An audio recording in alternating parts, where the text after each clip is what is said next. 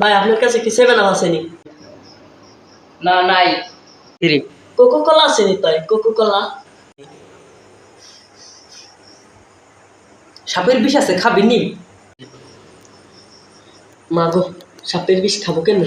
তুই যে বললি সাপের বিষ খাবি। সাপের বিষের কথা কই নাই তো, কোকো কোলার কথা কইছি, কোকো কোলা। সাপের বিষ আর কোকাকোলার মধ্যে কোনো পার্থক্য নাই। যেমন?